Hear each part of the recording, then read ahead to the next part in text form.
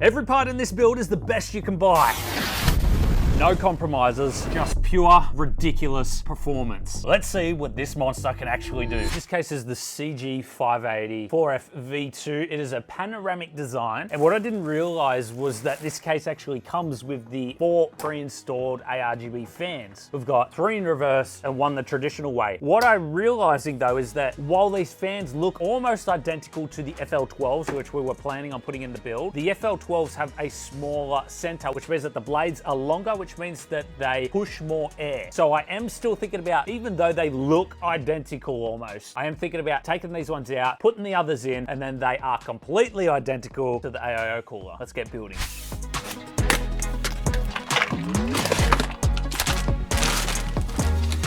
The AIO itself actually came with these fans pre-installed, so I thought I'd use these fans again in the build, so all of them are matching. These are the FL12s from Deepcool. We've got some nice subtle RGB lighting around the sides. It's kind of got a diffused layer over the top, which kind of evens out the lighting, which I think is really nice. And because they've got the fan blades as black, the lighting's not too in your face. I think it's just a nice balanced look overall.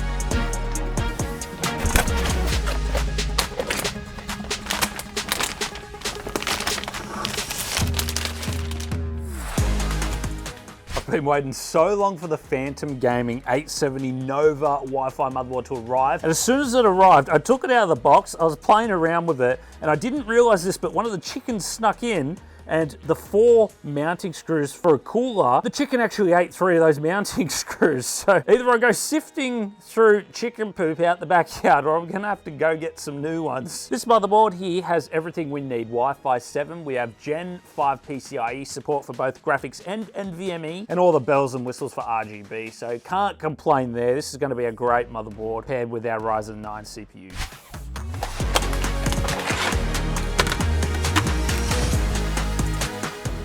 So we're finally moving up in the world. We have our AMD Ryzen 9 9950X3D. One of the chickens laid this the other day. What a beauty. 16 cores, 32 threads. And no, I can't share the chicken breed. It took a lot of time to actually teach them this. But what a beauty of a CPU. And we're pairing that with the 5090. So this is going to be the most powerful gaming PC.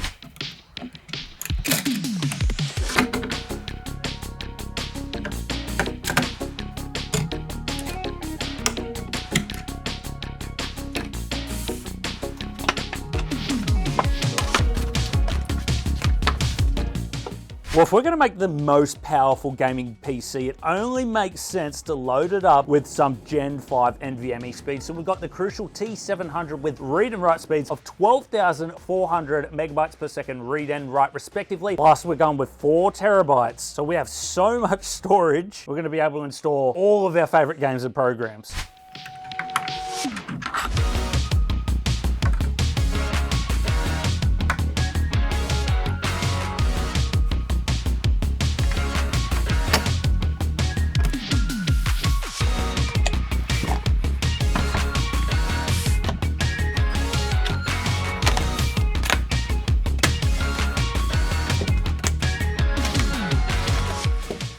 For our RAM, the aesthetic of the RAM actually matches the GPU and the motherboard with the darker gray color plus the black. And we're going with DDR5 32 gigabytes, and it's an AMD Expo kit. I already know it works perfect with this motherboard. And we've got some cool RGB implemented.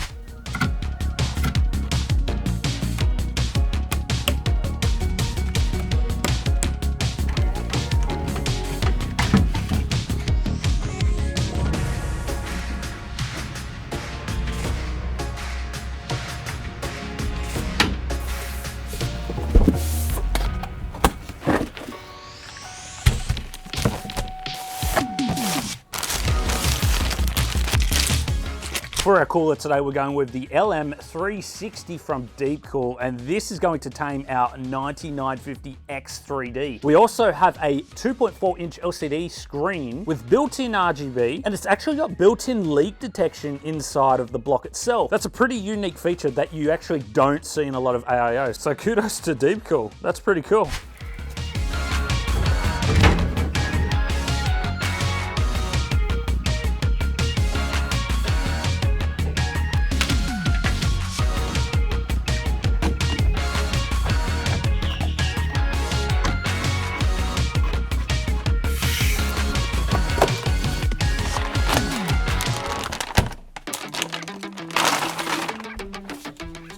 Oh yeah, we finally get to pull out the Supreme RTX 5090 again. What an amazing card. It's an absolute brick though. It weighs so much. And so I've got to make sure I have graphics cards, support brackets. Because honestly, this thing is, wow, it's got some weight to it. But I'm super excited about today's build because we're going all out with the parts. I can't wait to test this graphics card out.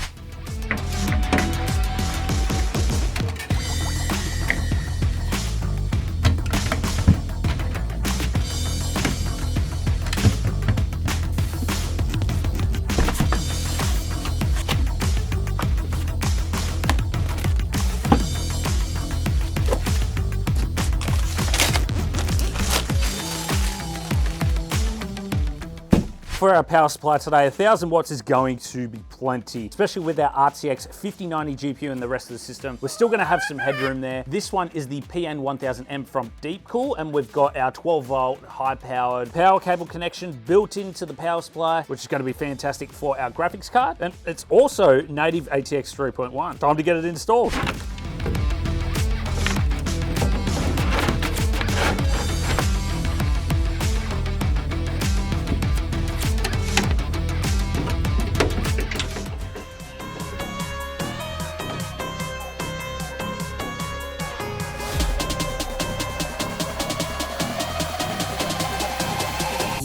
Stop me. Go!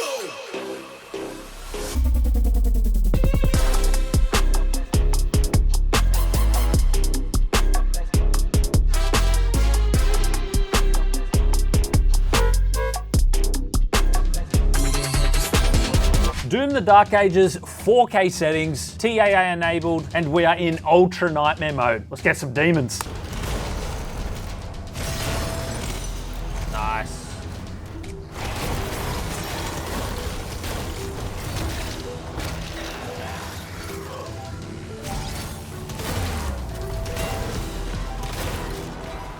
What are you doing, man?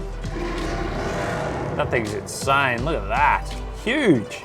Well, would you look at that, guys? So we ended up achieving an average of 83 FPS. Of course, you enable DLSS, we are going to achieve so much more FPS. Avatar Frontiers of Pandora, we are in 4K, ultra settings, and everything else is stock. I think I'm meant to punch them.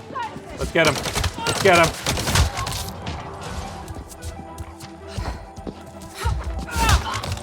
All right, they're both down. Let's go. Get out of here. Okay, Oh.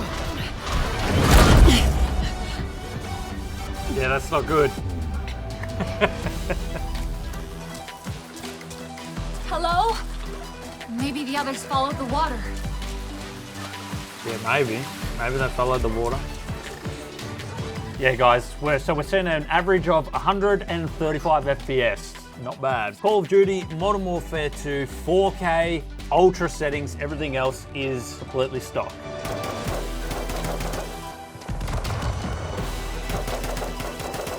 It hasn't taken one shot yet.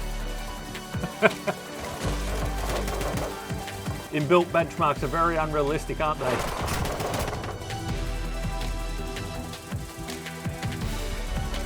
Jump!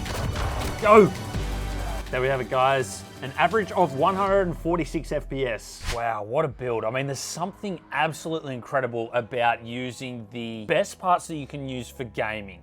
The 9950 X3D, also a great CPU for streaming, multi-threaded tasks. Then we have the RTX 5090. Those two paired together just make this the most powerful gaming PC. It's just incredible. I'm super happy with those benchmarks. And guys, if you want to see another really powerful PC that we hid in an old case, yes, a sleeper build, go and check that out here and consider subscribing. Thanks for watching, and we'll see you all in the next one.